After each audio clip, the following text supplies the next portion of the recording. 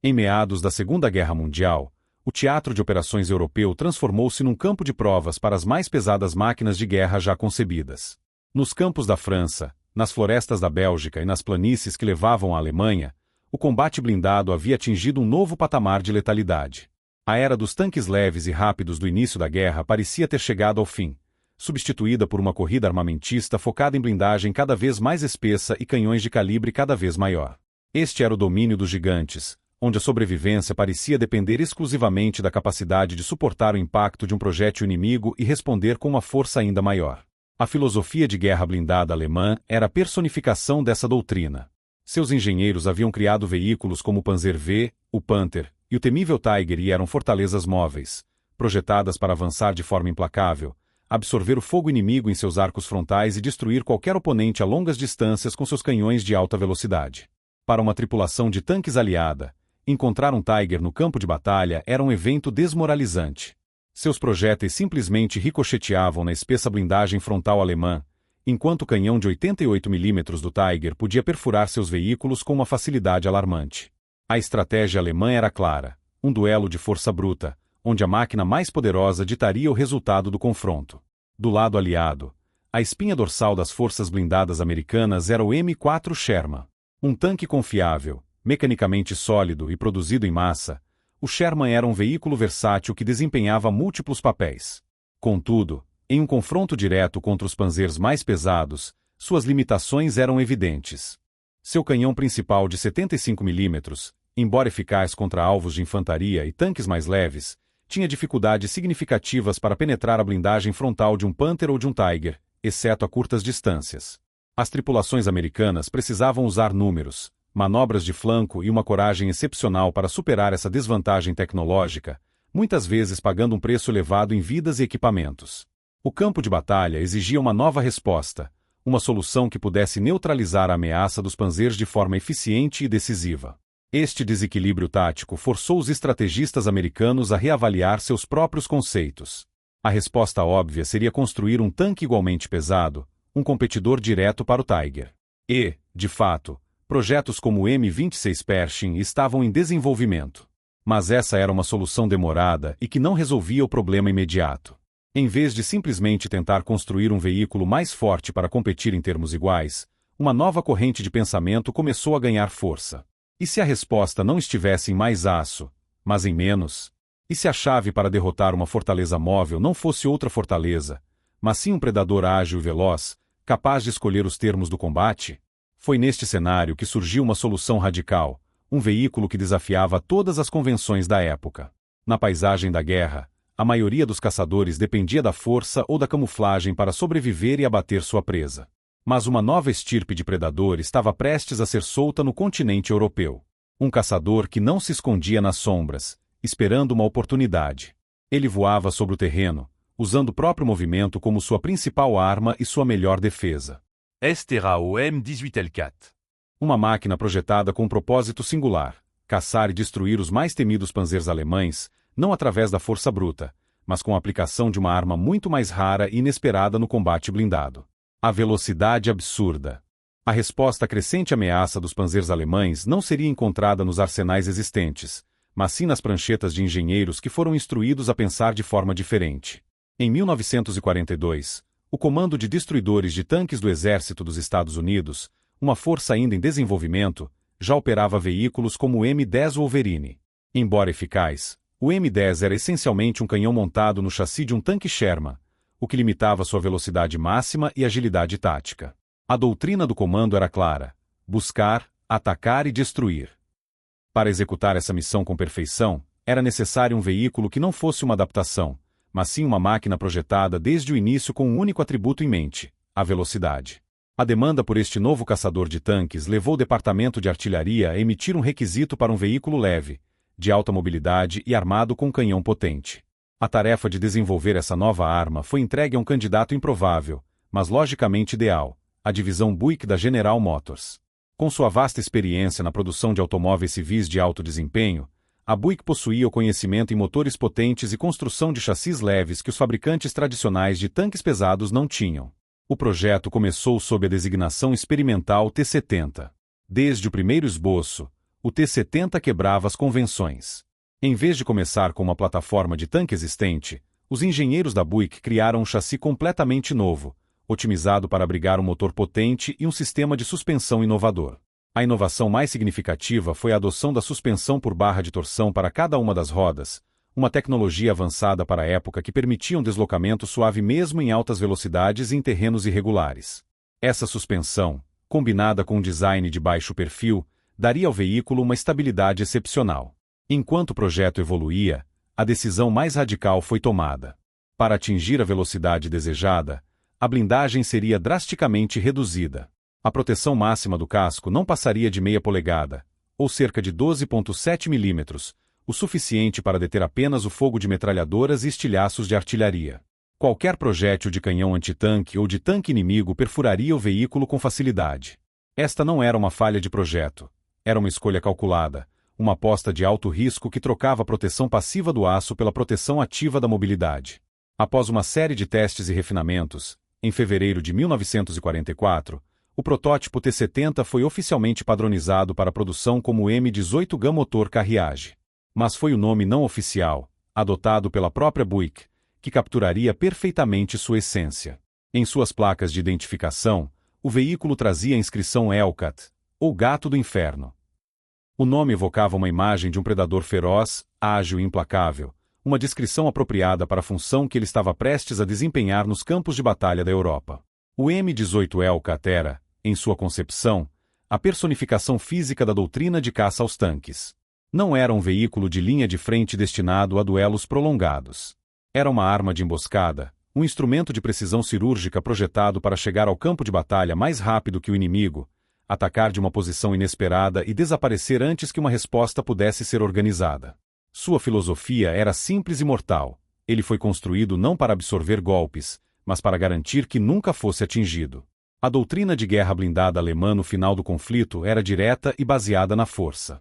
Veículos como o Panzer V Panther e o Tiger I foram projetados para dominar o campo de batalha através da intimidação e do poder de fogo superior.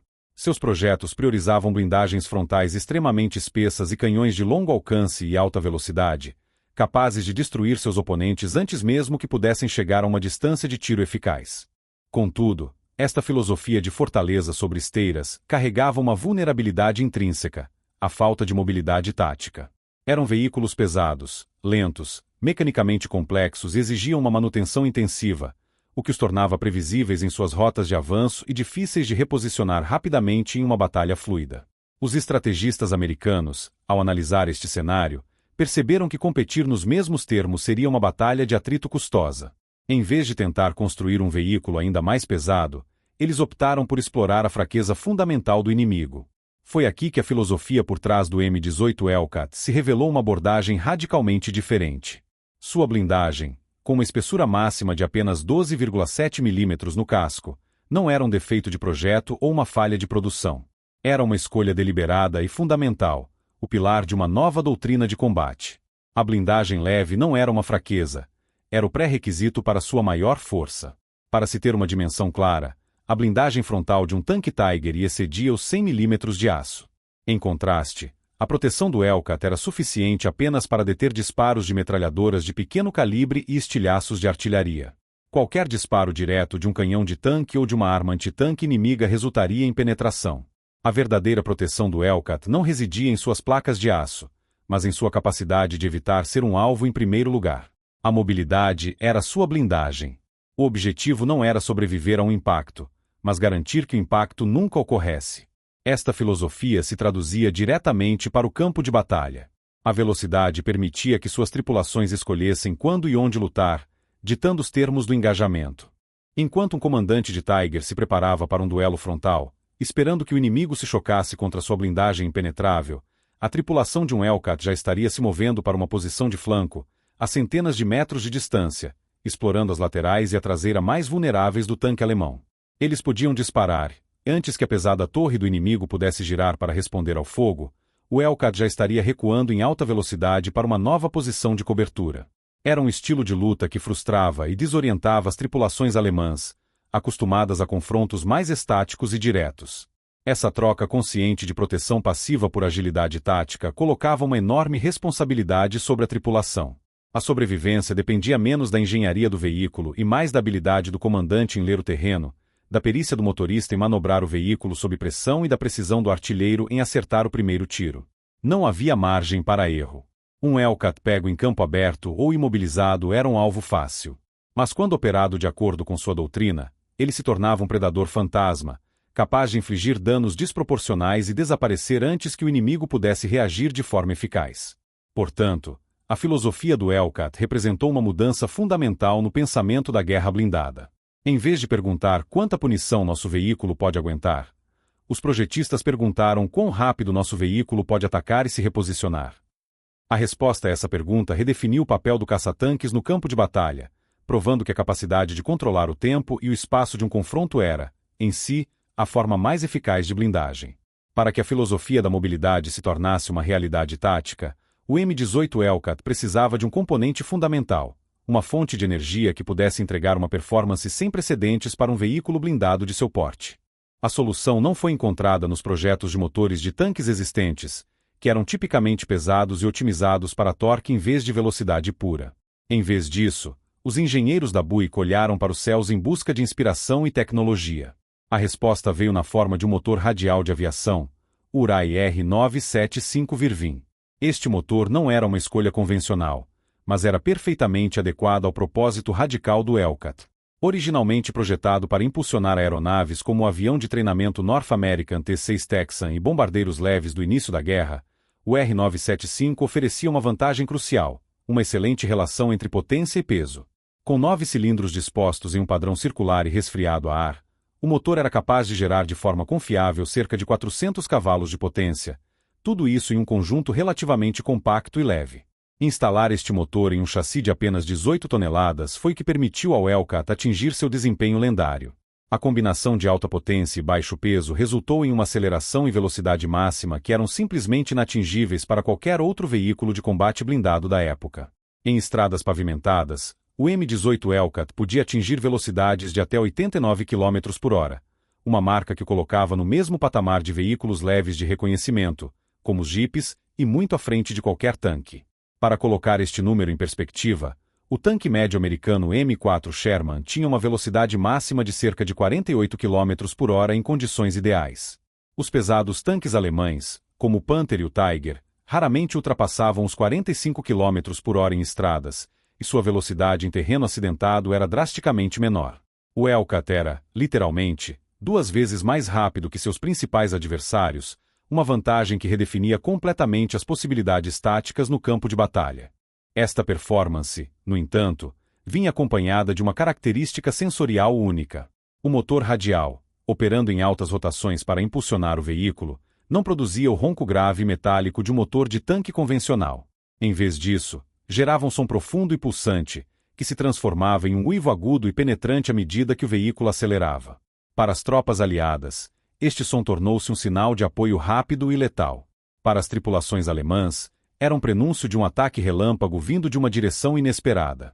O uivo inconfundível do Hellcat tornou-se sua assinatura sonica no campo de batalha, um aviso de que o caçador estava em movimento e que a morte poderia chegar a qualquer momento, de qualquer lugar. O coração de avião do Hellcat não apenas lhe deu pernas para correr, deu-lhe uma voz que ecoava o medo muito antes de seus canhões começarem a disparar. Contudo, a velocidade por si só não vence batalhas. Um predador precisa de garras afiadas, e a eficácia do M18 Hellcat como caçador de tanques dependia inteiramente de sua capacidade de abater presas muito maiores e mais bem protegidas do que ele. A velocidade permitia que o Hellcat escolhesse o local e o momento do confronto, mas era seu armamento que precisava garantir que o primeiro tiro fosse o único necessário. Para essa tarefa, o veículo foi equipado com canhão M1 de 76 mm, uma arma potente e precisa que representava um avanço significativo em relação ao canhão de 75 mm utilizado na maioria dos tanques Sherman. Com um cano mais longo e uma carga de propelente maior, o canhão de 76 mm disparava seus projéteis a uma velocidade de saída muito superior, resultando em uma trajetória mais plana e, crucialmente, em um maior poder de penetração de blindagem a longas distâncias. No entanto, mesmo com este canhão aprimorado, a blindagem frontal dos tanques alemães mais pesados, como o Panther e o Tiger, ainda representava um desafio formidável. A solução para este problema não estava apenas no canhão, mas na munição que ele disparava. Foi aqui que o Hellcat revelou sua verdadeira garra, o projétil VAP, sigla para High Velocity Armor Piercing, ou projétil perfurante de blindagem de alta velocidade. Esta não era uma munição comum, era uma arma especializada, um recurso de alto valor tecnológico reservado para os alvos mais difíceis. O segredo de sua eficácia residia em seu design engenhoso.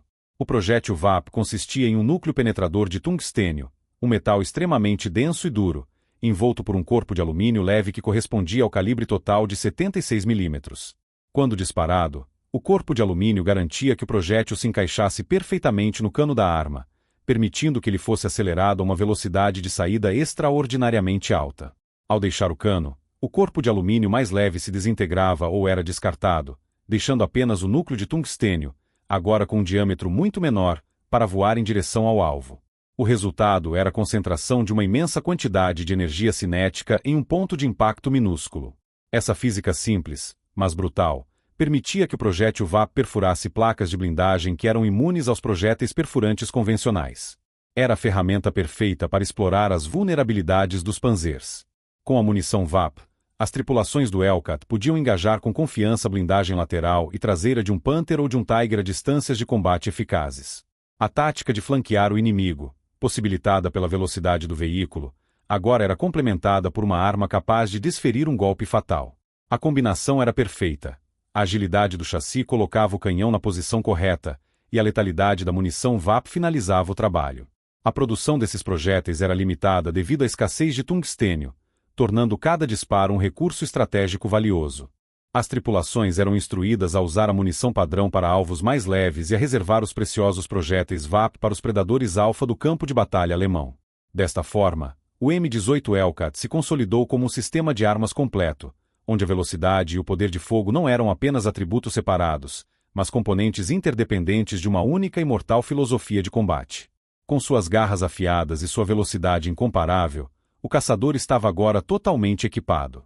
Faltava apenas o seu campo de caça.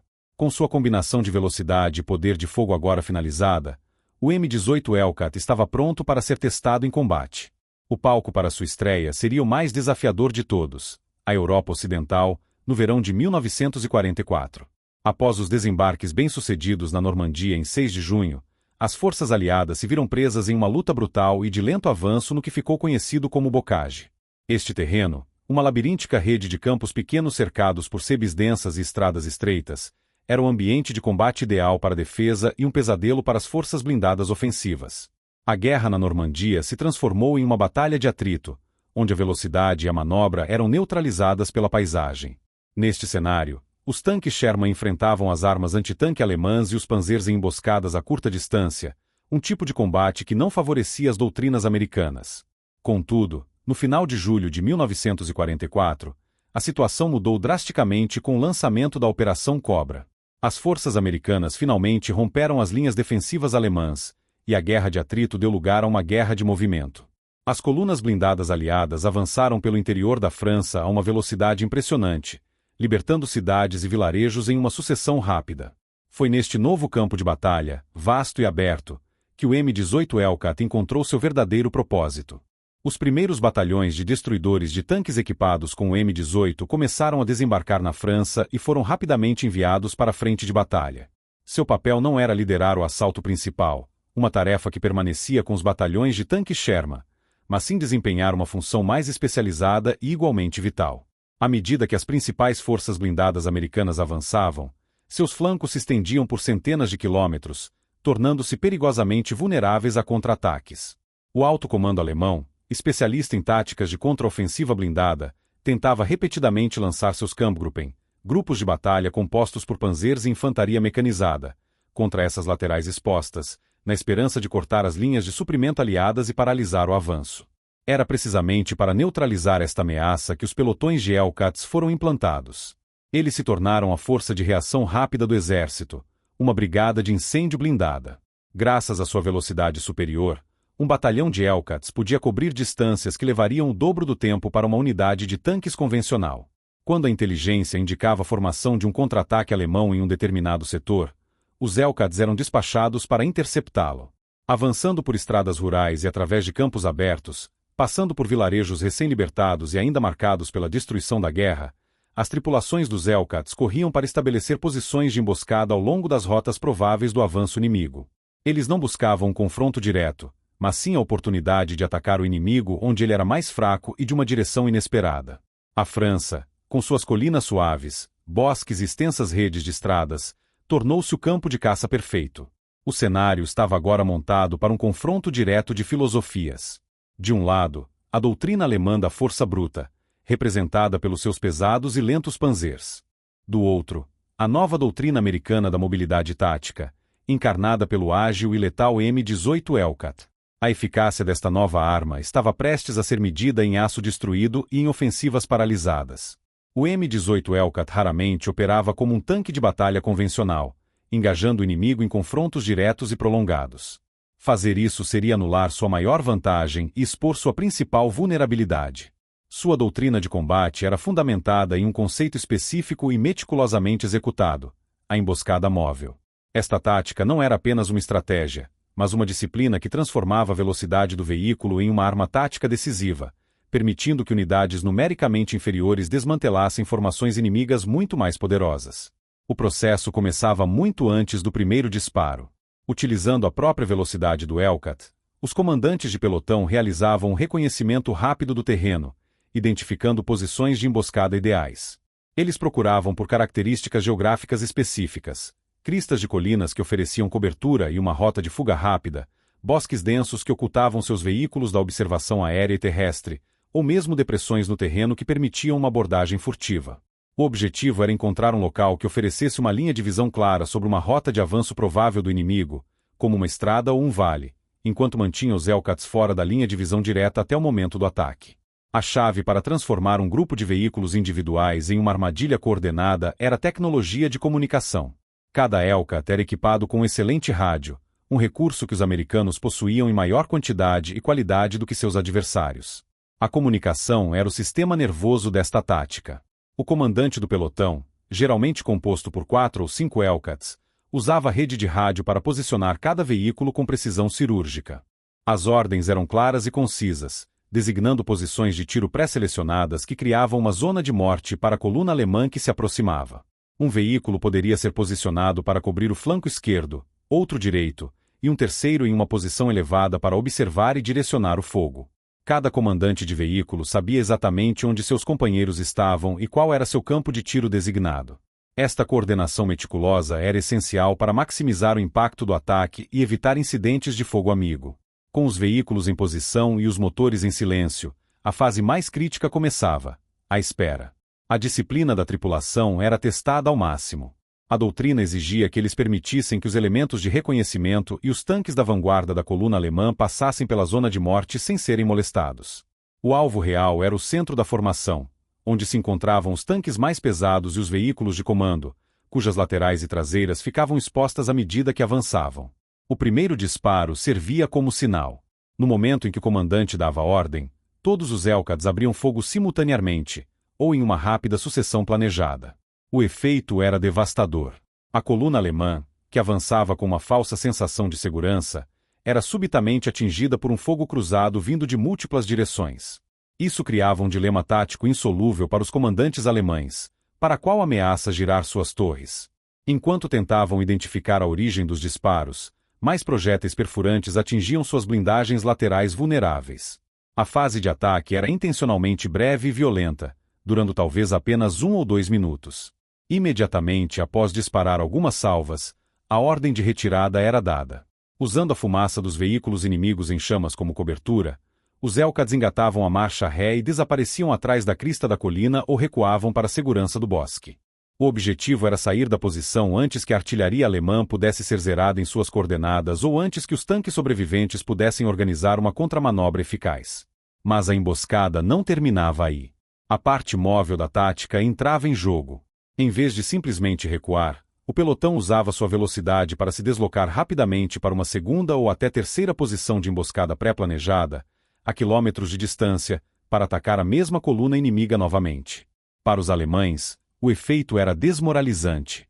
Eles não estavam lutando contra uma linha defensiva estática, mas contra um inimigo fantasma que atacava, desaparecia e reaparecia em outro lugar, corroendo sua força e quebrando o ímpeto de seu avanço. Era assim que se lutava e se desaparecia. A disciplina da tripulação era o fator decisivo. Oculto por uma crista de terra, o comandante do M-18 observava através de seus binóculos o motor do veículo operando em uma rotação baixa e controlada. A coluna de blindados alemães avançava pela estrada abaixo, previsível em sua rota e em sua velocidade.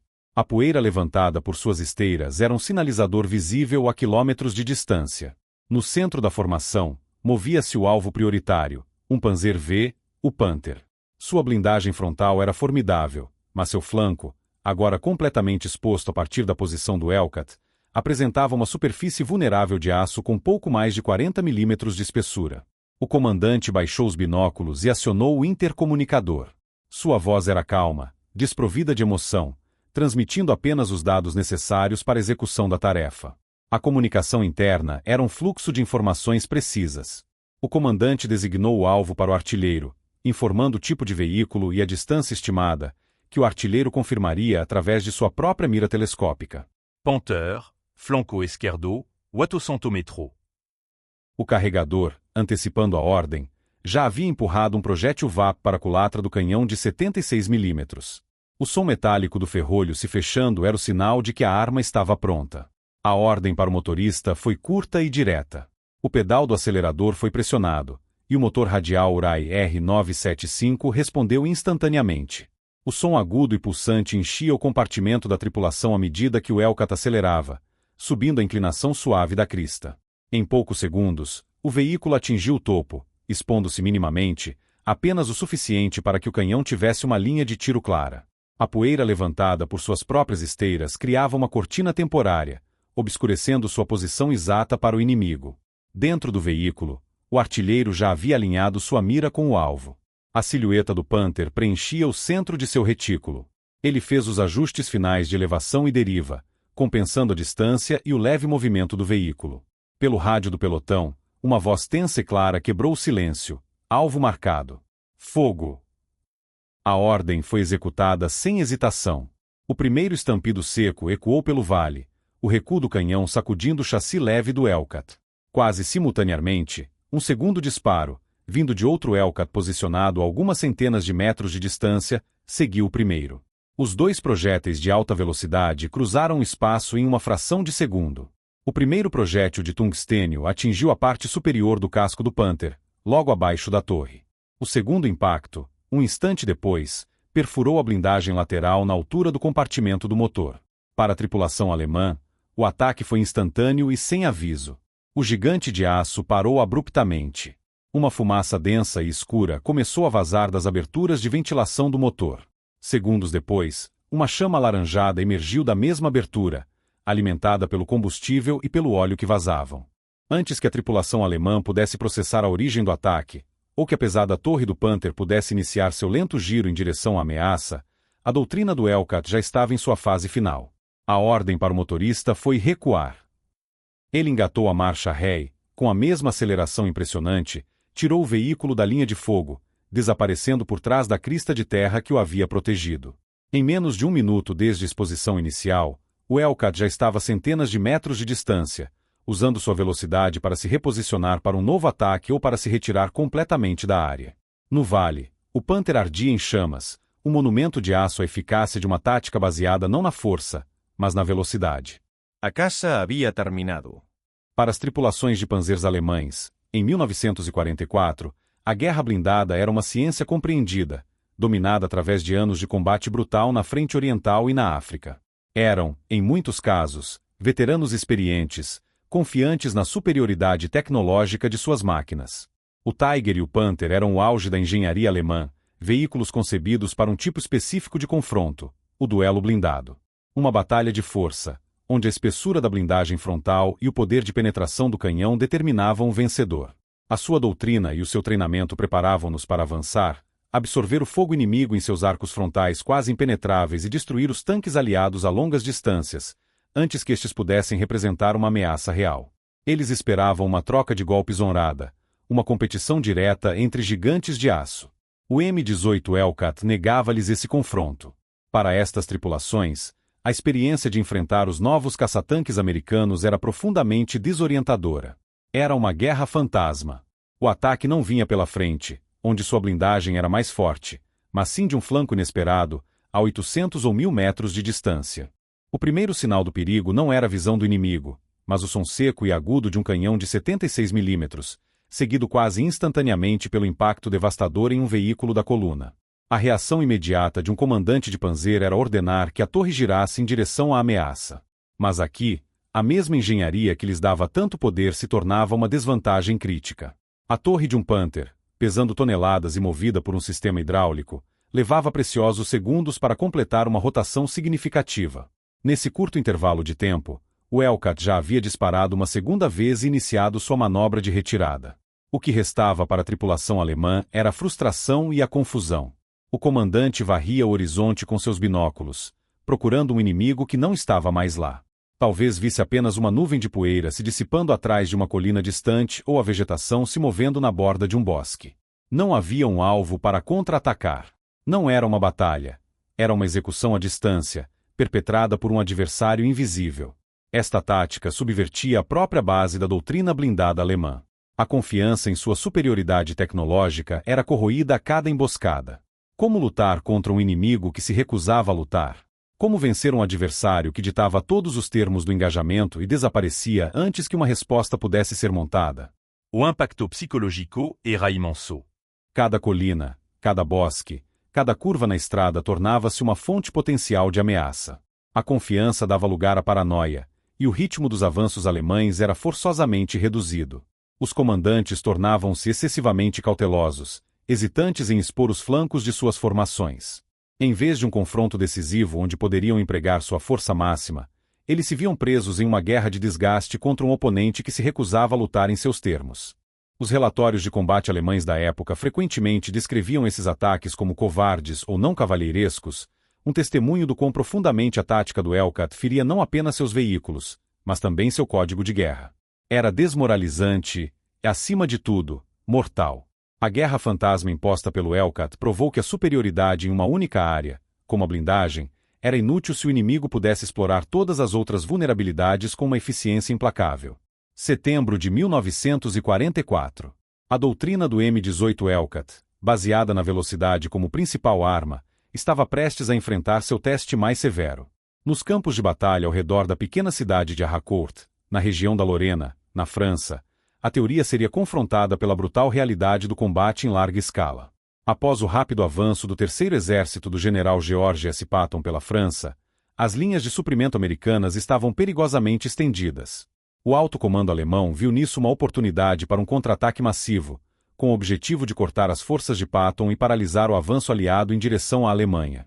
Para esta tarefa, eles mobilizaram elementos da 5ª Armada Panzer, uma força formidável equipada predominantemente com os temidos tanques Panzer V Panther.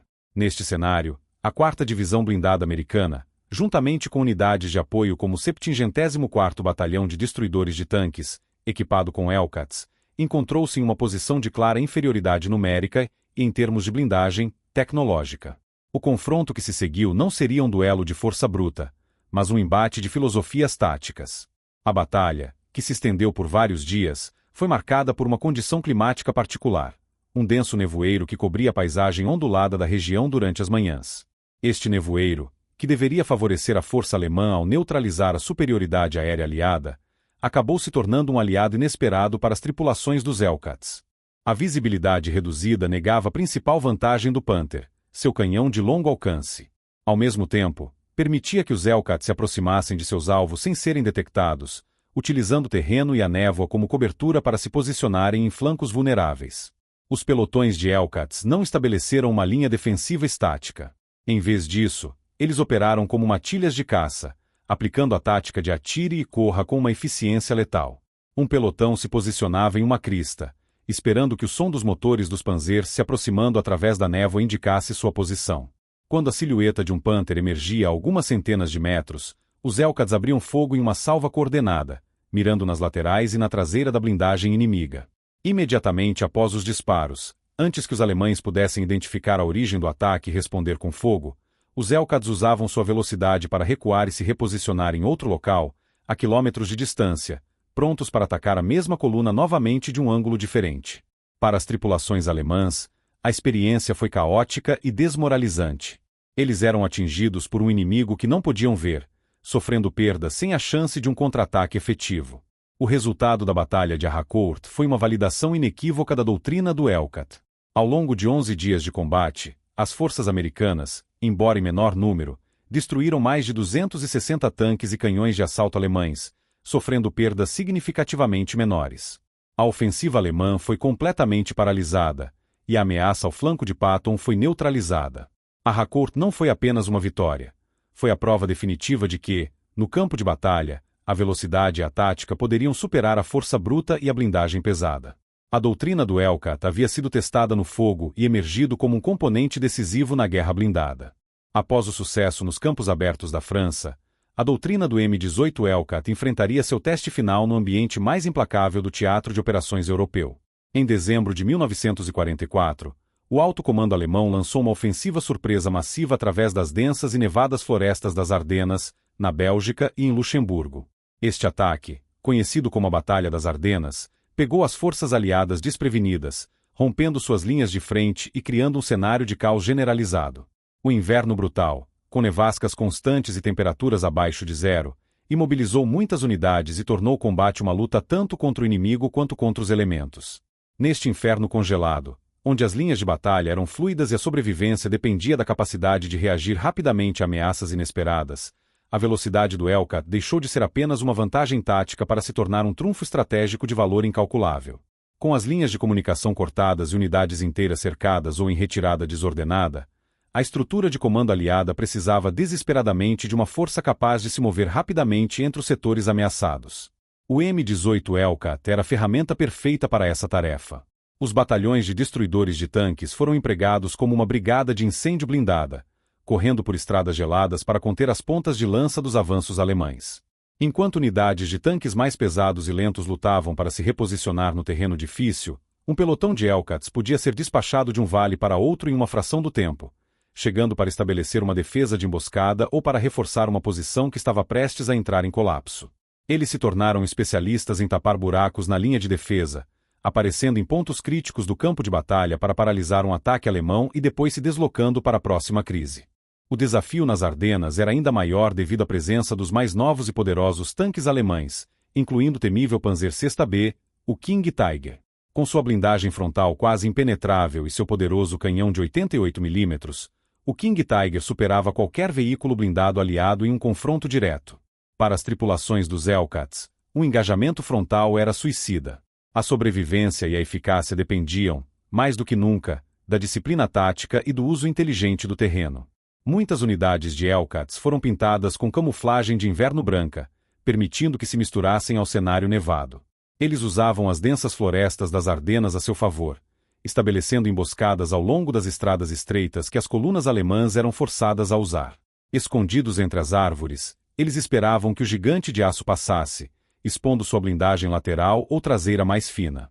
O ataque era rápido, brutal e a curta distância. Após disparar seus projéteis perfurantes, os Elcats desapareciam de volta na floresta, deixando para trás um inimigo destruído e confuso.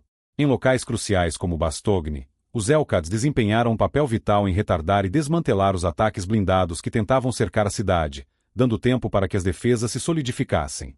No caos da maior batalha travada pelo exército dos Estados Unidos, o Elcat provou sua versatilidade e seu valor, demonstrando que, mesmo nas condições mais adversas, a capacidade de estar no lugar certo, na hora certa, era a arma mais poderosa de todas. O verdadeiro impacto do M18 Elcat no curso da guerra na Europa Ocidental não pode ser medido apenas pela contagem de tanques inimigos destruídos. Embora suas estatísticas de combate fossem impressionantes, sua contribuição mais significativa foi de natureza estratégica, alterando a dinâmica do campo de batalha de uma forma que os números por si só não conseguem expressar. Cada emboscada bem-sucedida, cada coluna de panzers desmantelada, produzia um efeito cascata que ia muito além da perda imediata de equipamento para os alemães. O alvo principal do Elcat não era apenas o aço, mas o ritmo operacional do inimigo. A doutrina de guerra alemã, particularmente em suas contraofensivas, dependia fundamentalmente do conceito de impulso contínuo. Um ataque blindado bem-sucedido precisava de velocidade e de uma pressão implacável para romper as linhas inimigas e explorar as brechas antes que o defensor pudesse organizar uma resposta coerente. As táticas do Hellcat foram projetadas especificamente para quebrar esse ritmo. Ao atacar os flancos de uma coluna em avanço e desaparecer antes que uma retaliação fosse possível, os pelotões de Hellcats injetavam hesitação e cautela nos comandantes alemães. Um avanço que antes seria executado a toda velocidade agora era retardado pela necessidade de enviar batedores para verificar cada bosque e cada colina. A perda de 1 ou 2 tanques era um problema tático. A perda de ritmo, contudo, era um desastre operacional. Sem o impulso contínuo, as ofensivas alemãs perdiam a sua força vital. Uma coluna blindada que é forçada a parar ou a abrandar drasticamente torna-se um alvo vulnerável.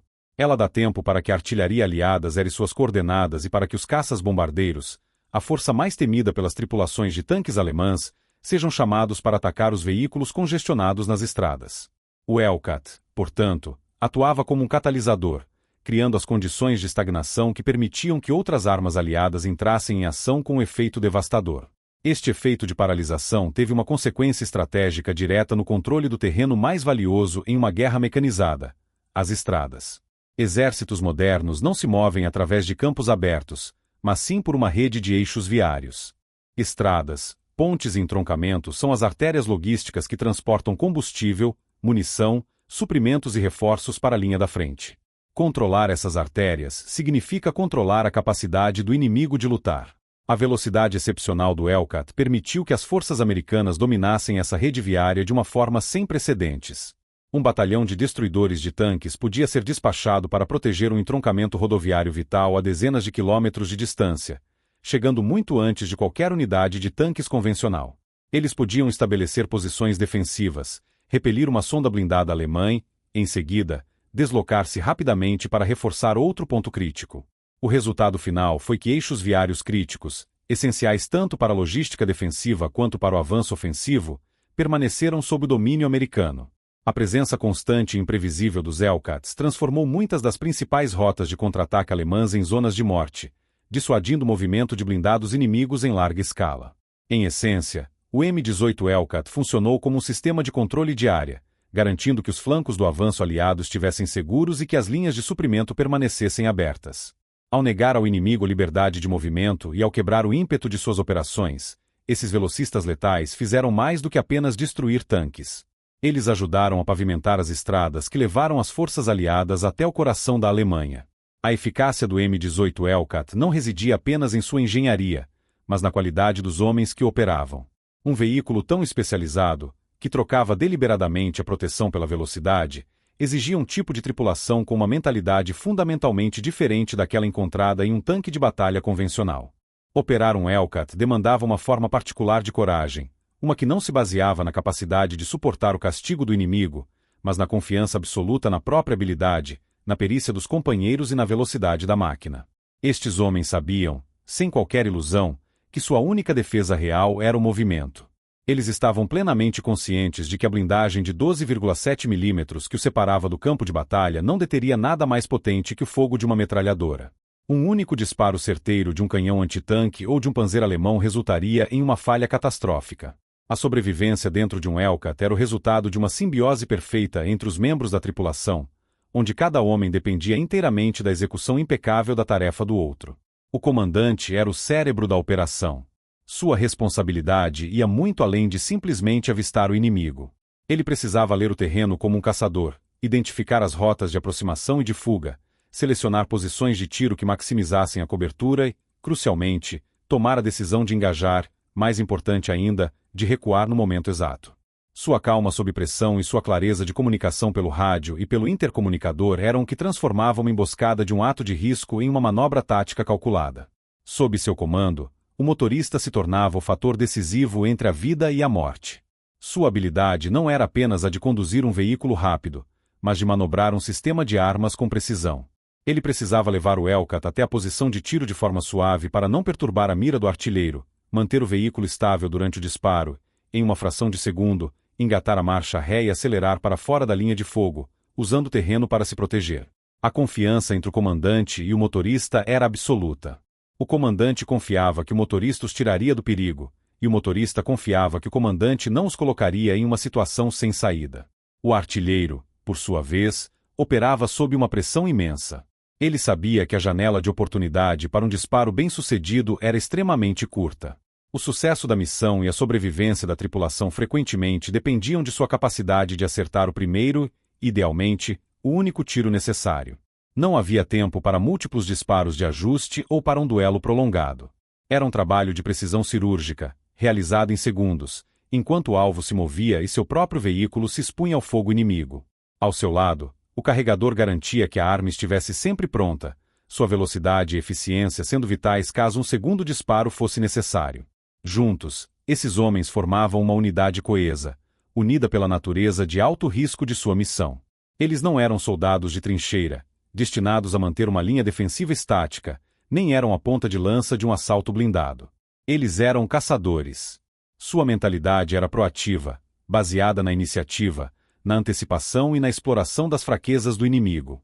A audácia era um requisito do trabalho, uma característica que os levava a se aproximar de forma agressiva de adversários muito mais poderosos, confiando que sua velocidade e tática lhes dariam a vantagem. Essa audácia, combinada com um treinamento rigoroso e uma disciplina de combate inabalável, foi o que pagou dividendos nos campos de batalha da Europa, transformando o M18 Hellcat de uma curiosidade da engenharia em uma das armas mais eficazes de sua época. Ao final das hostilidades na Europa, em 1945, a análise do desempenho dos veículos de combate revelou um fato notável. Entre os diversos modelos de tanques e caça-tanques empregados pelas forças americanas, o M18 Hellcat se destacou de forma inequívoca. Ele concluiu a guerra com a maior taxa de destruição em relação às perdas sofridas entre todos os destruidores de tanques americanos. Esta estatística impressionante não foi um acaso, mas a validação final de sua filosofia de design radical, uma prova concreta de que a aposta na mobilidade como principal forma de proteção havia sido uma decisão acertada. O Hellcat provou que a sobrevivência no campo de batalha não dependia apenas da espessura do aço, mas da capacidade de controlar o tempo e o espaço de um confronto. Com o fim da Segunda Guerra Mundial e o início da Guerra Fria, o cenário da guerra blindada mudou drasticamente. A categoria de destruidor de tanques, como uma força separada e especializada, começou a desaparecer gradualmente das doutrinas militares ocidentais. A ameaça de um conflito em larga escala na Europa exigia veículos mais versáteis, capazes de desempenhar múltiplos papéis. A filosofia do Hellcat, no entanto, não desapareceu. Pelo contrário, ela foi absorvida e se tornou um dos pilares do desenvolvimento do tanque de batalha principal, ou MBT, o conceito que dominaria a guerra blindada nas décadas seguintes. Os projetistas de tanques do pós-guerra haviam aprendido a lição fundamental que o Hellcat ensinou. Um equilíbrio entre poder de fogo, proteção e mobilidade era essencial, mas a mobilidade não poderia mais ser sacrificada em favor da blindagem pesada. A influência do Hellcat pode ser vista na evolução dos projetos que se seguiram. A suspensão por barra de torção, que lhe conferia uma condução suave em alta velocidade, tornou-se um padrão em muitos tanques ocidentais. A busca por motores com maior relação de potência para peso, capazes de impulsionar veículos cada vez mais pesados a velocidades taticamente úteis, tornou-se uma prioridade. O sucesso do Hellcat em derrotar tanques muito mais pesados através da manobra forçou os estrategistas a reconhecer que a velocidade não era apenas um meio de se deslocar de um ponto a outro, mas uma arma defensiva e ofensiva por si só. A capacidade de flanquear rapidamente um inimigo, de se reposicionar após o disparo e de explorar brechas na linha inimiga tornou-se um elemento central da doutrina blindada moderna. Adicionalmente, o desenvolvimento de novas tecnologias de armamento no pós-guerra reforçou ainda mais o legado do Hellcat. A proliferação de mísseis antitanque guiados e de munições de energia química, como os projéteis HIT, significava que mesmo a blindagem mais espessa poderia ser derrotada. Este novo cenário tecnológico reforçou a ideia de que a melhor maneira de sobreviver a um impacto era, antes de tudo, evitá-lo. A agilidade, a capacidade de usar o terreno como cobertura e a velocidade para minimizar o tempo de exposição ao fogo inimigo, todos os princípios centrais da doutrina do Hellcat, tornaram-se mais relevantes do que nunca. Mais do que influenciar o design de hardware, o Hellcat deixou um legado doutrinário. Ele demonstrou que a tecnologia mais eficaz é aquela que permite a uma força lutar de acordo com seus próprios pontos fortes, enquanto explora as fraquezas do adversário. Em vez de tentar superar o Tiger em seu próprio jogo de força bruta, os americanos criaram um sistema de armas que mudou completamente as regras do engajamento. Hoje, os exemplares sobreviventes do M18 Hellcat repousam em museus, suas linhas elegantes e seu perfil baixo contrastando com os gigantes blindados que foram projetados para caçar. Eles não são apenas relíquias de um conflito passado, mas monumentos a uma ideia poderosa. O Hellcat permanece como um testemunho duradouro de que, na complexa equação da guerra, a forma mais inteligente de vencer uma luta não é necessariamente ser o mais forte, mas sim ditar os seus termos. A história da guerra é frequentemente contada através da lente da força bruta, uma narrativa onde a vitória pertence àquele com a blindagem mais espessa e o canhão mais poderoso. Batalhas são vistas como duelos diretos, confrontos onde a resistência e o poder de fogo determinam o resultado. No entanto, o desfecho do conflito na Europa demonstrou uma verdade mais complexa e fundamental. A força bruta pode, de fato, vencer batalhas, mas é a estratégia que, em última análise, vence as guerras. O M-18 Hellcat não foi apenas mais um veículo no arsenal aliado. Ele foi a encarnação física e operacional dessa estratégia. Sua existência e seu sucesso no campo de batalha representaram a prova definitiva de que a abordagem mais inteligente para um problema tático nem sempre é a mais direta. O Hellcat era mais do que um caça-tanques. Ele era a materialização de uma doutrina que priorizava a inteligência sobre a força, a agilidade sobre a resistência. Cada aspecto de seu projeto, desde a blindagem deliberadamente fina até o motor de aviação superdimensionado, servia a um propósito singular: dar às suas tripulações o controle sobre os termos do combate. Em um cenário dominado por gigantes de aço lentos e previsíveis, o Hellcat introduziu uma variável caótica e imprevisível. Ele provou que a capacidade de escolher quando e onde lutar era uma forma de proteção mais eficaz do que qualquer placa de aço. Esta filosofia subverteu as expectativas do inimigo, transformando suas maiores forças, a blindagem frontal e o poder de fogo de longo alcance, em vulnerabilidades, ao se recusar a engajá-los em seus próprios termos. O legado do Hellcat, portanto, transcende suas impressionantes estatísticas de combate. Sua verdadeira contribuição foi a demonstração de que a velocidade, quando integrada a uma doutrina tática coesa e apoiada por uma comunicação eficaz, deixava de ser um mero atributo de mobilidade para se tornar uma arma decisiva. Era a velocidade que permitia a execução da emboscada móvel, que quebrava o ritmo dos contra-ataques alemães e que garantia o controle sobre os eixos viários vitais para o avanço aliado. Cada Panther ou Tiger destruído por um Hellcat não era apenas uma perda material para o inimigo.